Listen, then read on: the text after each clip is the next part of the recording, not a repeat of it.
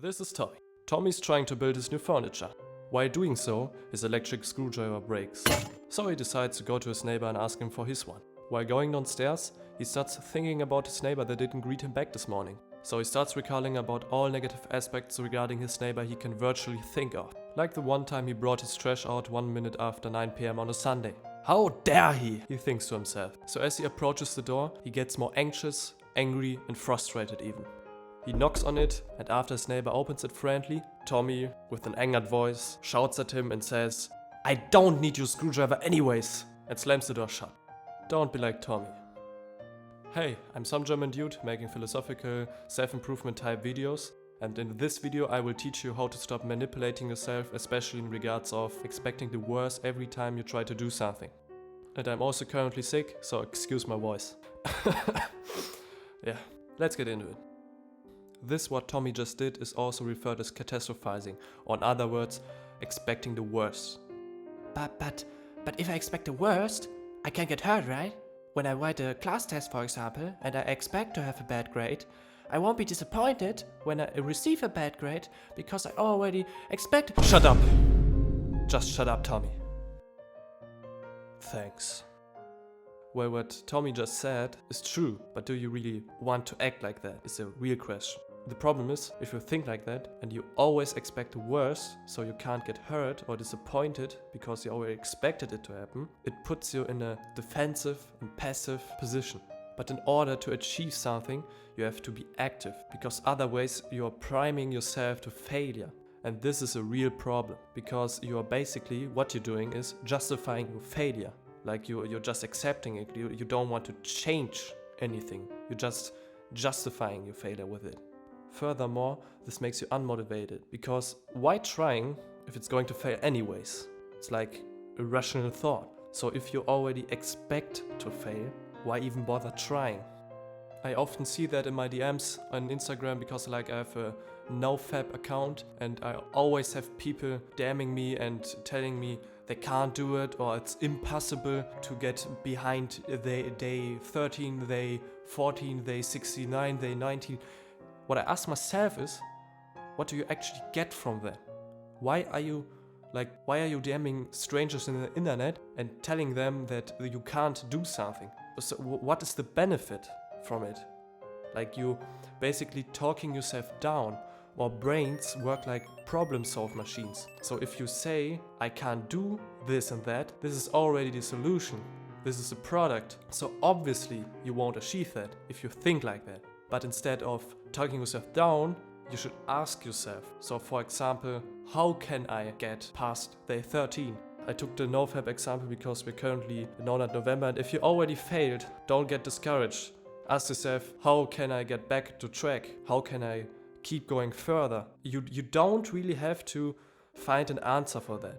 Your brain will do it automatically. You may think, okay, that sounds completely stupid and you're already disliking and clicking off the video, but did you ever try that?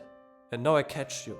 Because if you thought like that and you never tried it and you won't even bother trying, you're basically proving my point from before with failure and with not trying and with taking the responsibility to others and not to yourself. So if you're that kind of person, you actually need this video the most.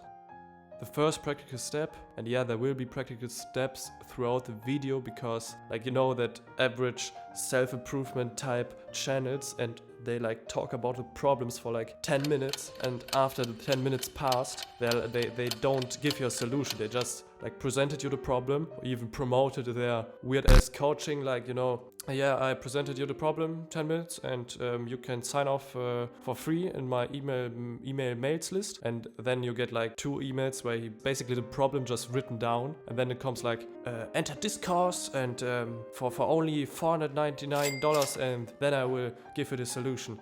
So we don't do that here, but I see we came a little bit off track. So back to the practical step. So the first practical step will be to, instead of making a statement, to ask yourself questions that you don't really have to answer even. So if you, for example, have a problem at school and you have bad grades and you want to have better grades, don't say oh, I'm just too stupid for math or something, or I just don't get biology. So You have to actually sit down and ask yourself with a sense of curiosity, like, how can I understand that better? How can I get better grades in biology? How can I understand math? What do I need to do for that? Why do I even want better grades? Like, these are fundamental questions you have to ask yourself.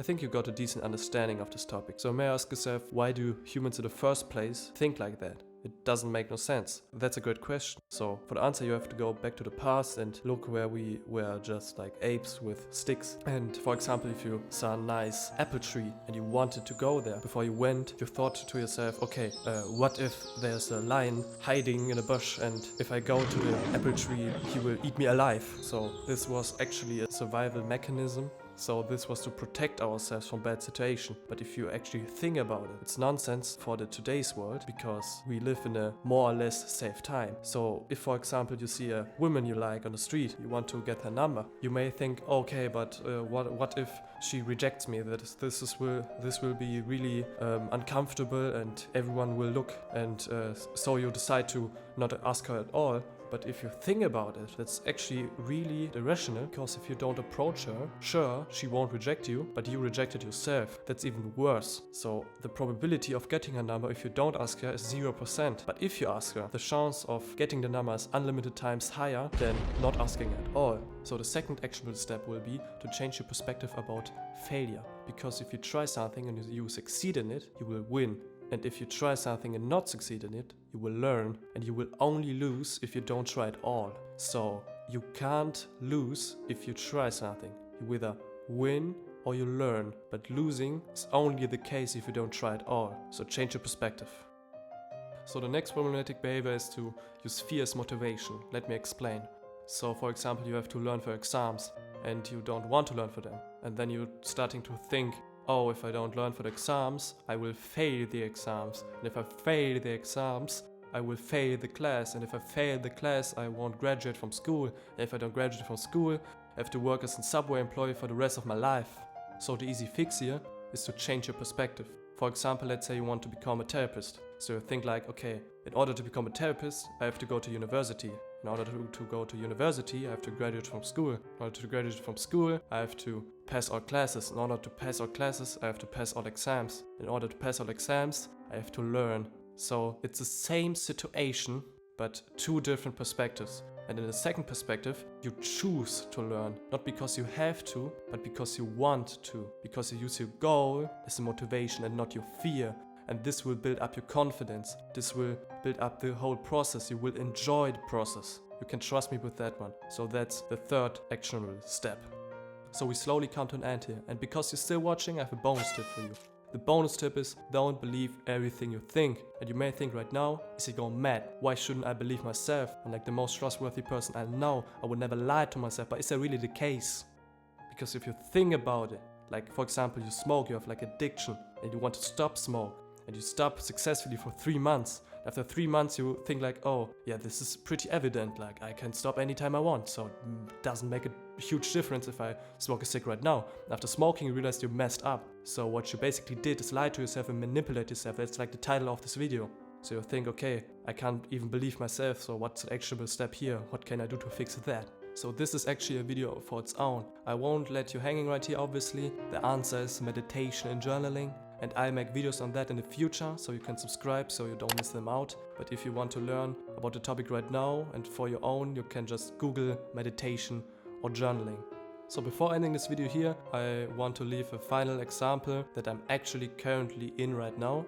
So there is a project at school that you can like next year visit Spain with other students, and like you fly there with the school and you will participate there in workshops with students all around like Europe. And I really want to be a part of this project. But the problem is they can only take 15 students with them. And yesterday there was a meeting for like the students that are interested in the project, and there were over 30. So the probability of being a part of this project is less than 50%. So I started doubting myself, because in order to become a member of this project, you have to write an application to the teachers. You have to write like why you are the right person to be part of this project. And the second thing is you have to write a manifesto about Europe, like your visions for the future for Europe. And then they will like rate all applications and manifestos, and then the top 15 will be picked out and they can come with them. So I started doubting myself, like what if I don't succeed, like what if I'm not a part of the top 15 students, because